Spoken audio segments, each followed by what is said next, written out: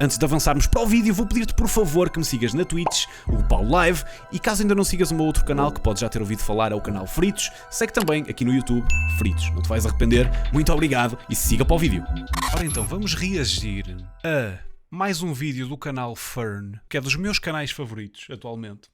E o vídeo chama-se Como um hacker salvou a internet. Portanto, pelos vistos, houve um hacker que salvou a internet. Não sabia, mas obrigado. Acho eu. Epá, e vamos ver. Let's go. Andres is running some routine software tests. Aí, meu, este é o meu narrador, o narrador que eu menos curto, pá, que tem um sotaque assim meio europeu, meio estranho. Bora.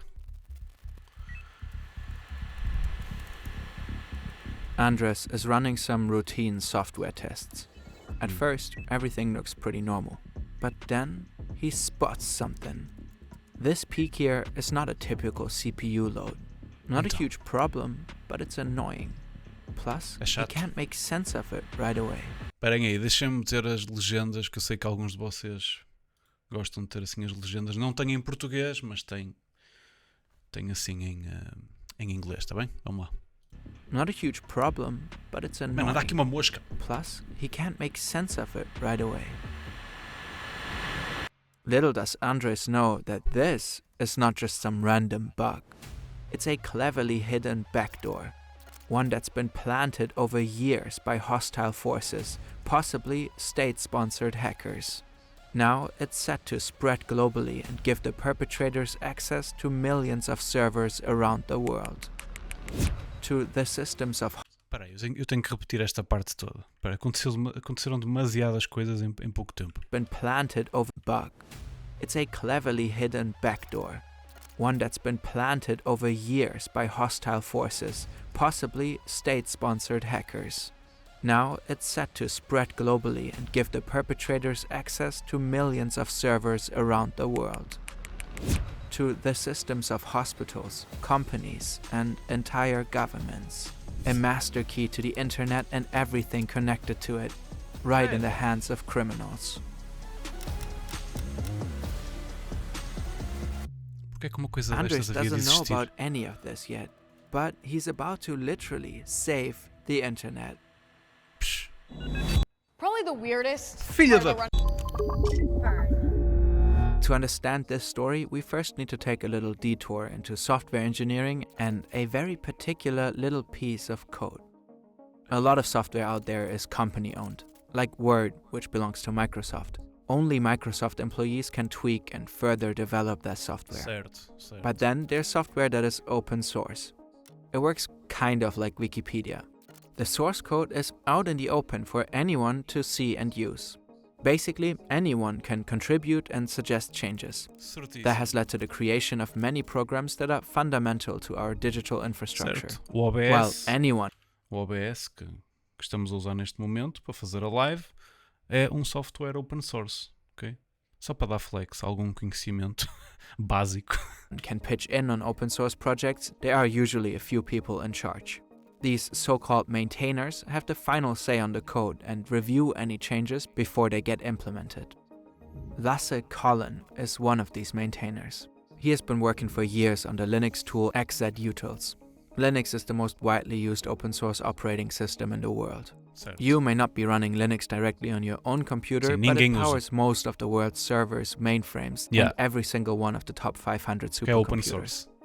XZ is a data compression format included in pretty much all major Linux distributions.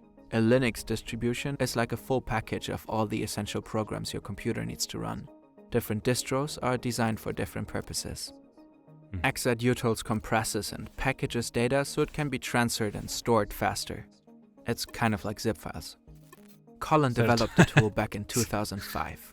As its maintainer, he has been in charge of all changes to xzutils ever since. He reviews suggested edits and then approves them, or not. Once the approved changes are in place, a new version of xzutils can be included in Linux distros. Ok. But lately that process has hit a bit. Ok, certo. Como os servidores usam maioritariamente o Linux, isto vai ter ligação a cena do open source e dos contribuidores vai ter ligação com esta cena que eles introduziram no início. Of a snack. 2 volunteer developers are not happy with how Colin has been handling his maintenance duties. They feel like he's way too slow in responding to change requests and messages.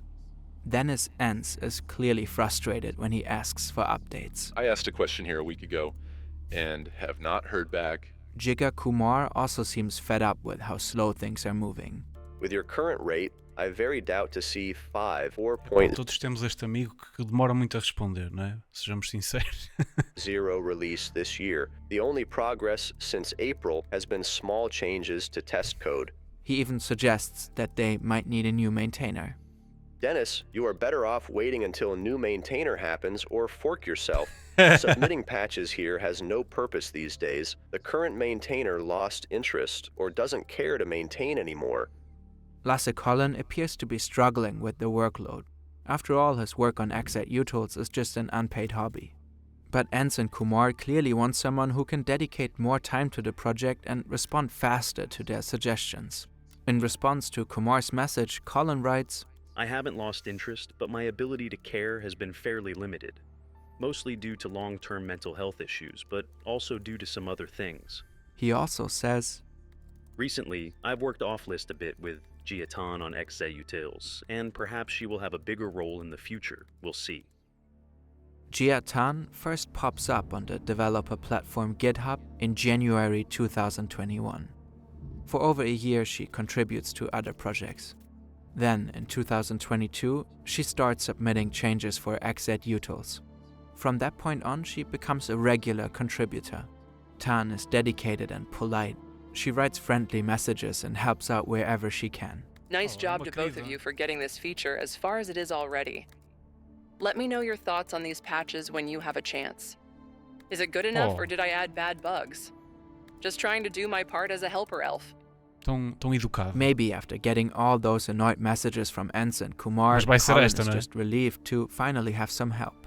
Someone to lighten the load and actively push the project. At one point, Colin explains that a maintainer needs the skills, time and interest to really stay committed to the software. And Giatan seems to check all those boxes. Back then, Colin doesn't realize that something is seriously off about her. Pois, que é, meu? Foda-se. This video, hopefully, offers a glance into the fascinating world of programming. If you're getting inspired by this story, why not learn more about the subject? Enter Publicidade. Brilliant, our favorite hands-on learning platform. Brilliant does an incredible languages out to develop games or offer free of charge premium subscription. In June 2022, Tan gets promoted to co-maintainer. She takes on more and more control of the project over the course of the year. She starts editing XZ utils on her own, and in March 2023, she changes the contact mail at OSFAS, a service that helps identify bugs in open source projects. From now on, security alerts are no longer sent to Colin, but exclusively to Tan. Shortly after, A gaja a new tá user a named ganhar Hans preponderância Janssen ali. submits a change request for XZ, and Tan approves it. 9 months later, March 2024, Janssen sends a message to the Debian project. Debian is a widespread Linux-based operating system known to be stable and secure. Janssen wants the Debian team to include a new version of XZ utils in an upcoming Debian version, saying it will fix a specific bug. 2 other users chime in to praise the fix, Grigorin and Miso Eater. And when another user raises concerns, Grigorin is clearly annoyed and quickly shuts them down. Instead of having a policy debate over who is proper to do this upload, can this just be fixed? Shortly after, the Debian project integrates the new version of XZ utils into a preliminary version of their operating system called SID. Around the same time, Andres Freund is working as a developer at Microsoft. He has also been actively contributing to an open source project. He has just downloaded the latest version of SID to run some tests Já for vem his aí project. merda, já vem aí SID is merda. not for public release and marked as unstable and insecure. Developers can test it for bugs before new features get officially integrated. And during his tests, Andres notices something Foi strange. aqui que o gajo viu o Something pique. is taking up way too many resources in SSH. SSH is used to remote access Linux machines. Why is SSH draining such a crazy amount of CPU? Something is off. He also notices a considerable drop in performance, a lag of 500 milliseconds. That's half a second. Something nobody else would ever notice. But Andres does. So he takes a closer look at SSH and realizes that the delay is related to executils. On many Linux distributions, SSH has a dependence. Isto tem aqui muitos termos técnicos, ok? Eles explicaram, introduziram alguns dos conceitos, mas eu entendo que isto não seja a coisa mais acessível para a maior parte dos espectadores. Tipo, eles entram aqui em termos técnicos que é uma cena, pá. Tipo, nem toda a gente entende esta merda, né? Mas vamos lá. Utils. That means that certain exec functions are invoked when SSH is executed. Andres digs deeper into executils and discovers that someone has slipped in a malicious piece of code. And this code allows that someone to sneak into the system via SSH. It's a backdoor. This backdoor is so well hidden that no one caught it while reviewing and testing the code. A phenomenal, scary attack. But this disguise is slowing the malicious code down. And it's that exact delay that Andres' Freund has noticed when starting SSH. On March 27, he sends an email to inform the Debian security team about his findings. 2 days later, he goes public. He publishes a post on Mastodon. The malicious code is hidden in 2 versions of executils, and Andres also has a hunch as to who might have planted it. Jia Tan. She had secretly added the backdoor to a version of executils just before Andres found it. When Andres makes his findings public, all hell breaks loose.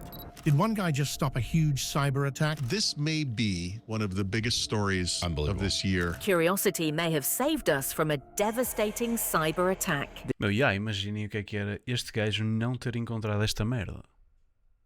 The US Cyber Defense Agency issues an emergency security alert.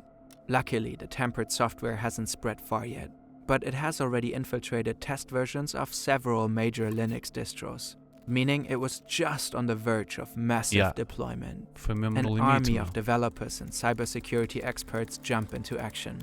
Within just a few hours, they build a fix to neutralize the backdoor. Had it actually made its way into the code of multiple operating systems, the consequences could have been catastrophic. The attackers could have gained unauthorized remote access to countless systems.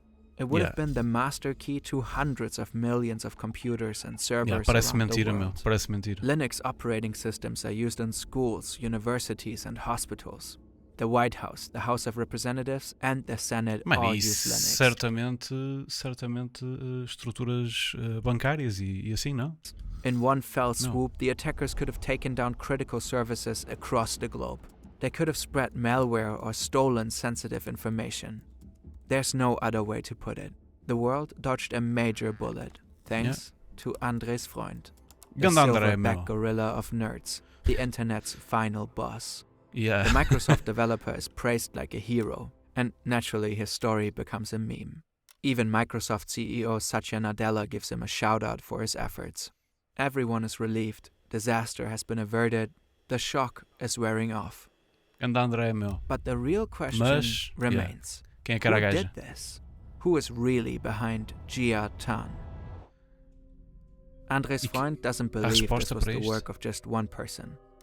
Mano, eu estava a pensar nisso há bocado. Eu estava a pensar se aquele gajo que começou a trabalhar menos, se não fazia parte do plano dele introduzir uma pessoa nova e perfeita para o trabalho que eles queriam fazer. E se não era ele próprio. Tipo, se ele não começou a trabalhar menos e a causar insatisfação de propósito para introduzir olha esta outra pessoa que também pode. E depois era ele. E podia ser aqui numa tentativa de despistar, não sei. Despistar, eu pensei nisso no início do vídeo, não sei se vai para isso, não. Mas Jia Tan had backup. These users are suspected of being involved. It looks like Ans and Kumar deliberately put pressure on Lasse Collin to clear the way for Jia Tan. Ok, então foi ao contrário. Foi os outros gajos que pressionaram o outro é que estavam envolvidos e queriam introduzir esta no esquema. Then Janssen, Grigorin and Mizuita pushed the update through. This whole attack was a masterclass in social engineering. That's when attackers manipulate people into doing something they shouldn't. like making you accidentally give up a password or holding a high security door for someone who appears to be pregnant. The alleged group behind Jiatan was insanely clever.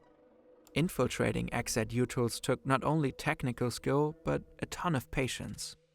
Remember, Jiatan spent an entire year building trust by contributing to other projects before even suggesting changes for XZUtils. Then, another 2 years passed before she slipped in the back door.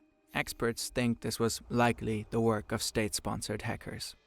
But what state would that be? Sim. Hey guys, Ai! I just found an amazing Juro-te, digital eles metem as marketing publicidades expert nos in sítios mais fodidos. There's no trace of Jia Tan online. At first glance, Jia Chong Tan seems Chinese. The timing of the posts lines up with the UTC+8 time zone. But that might just be a smokescreen to hide the hacker's true identity and location.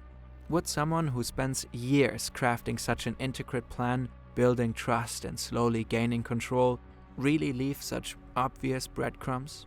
Faking time zones isn't hard. What if the people behind Jiatan simply changed the time zone on their computer to UTC+8 before each contribution? At least that's what an analysis of her account suggests. The same analysis shows that Jiatan has worked through major Chinese holidays. That's weird. And it's even weirder that the account was silent então não era on Christmas chinesa, and New pronto. Year's, which are just regular Não business vamos days in chegar a China. saber de onde é que ela era. Plus, Isso. if Jia really lived in the UTC+8 time zone, she would have always been working through the night. The analysis suggests that Jiatan might actually reside in Eastern Europe. There seem to be a couple of incidents where they forgot to forge the time zone.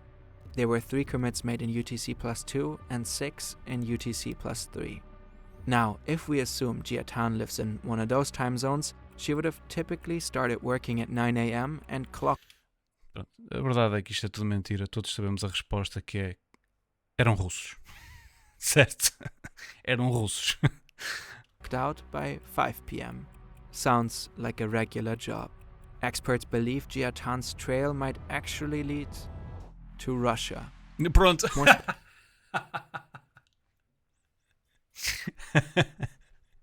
Ai, Hugo. Specifically to APT-29, also known as Cozy Bear. This state-sponsored hacker group is famous for their sophisticated attacks. The style of the XZUtils hack would fit right in with their usual playbook, but so far there's no solid proof. Nem vai haver. Open source obviously has its advantages, but if this case proves anything, it's how vulnerable our digital infrastructure can be. We came way too close to a major meltdown. A lot of our critical infrastructure today relies on open source software, on programs that are often maintained solely by the passion and commitment of volunteers, by people who do this on the side as a hobby. People like Lasse Collin, who may get overwhelmed by the sheer scale of their projects. If we want our digital systems to be secure, we need to build the right structures as a society and support the open source community. The XZUtils attack was insanely sophisticated, and we have to assume there are more of those to come. We can only hope that, when the time comes, the world will have another hero like André's Freund ready to step up. Ganda André, meu. Obrigado, André. Meu, ganda vídeo, como sempre. Adoro este canal. Adoro este canal. Não vai ser a última react que vou fazer a este canal, a vídeos deste canal. Muito, muito bom, pá. Muito bom.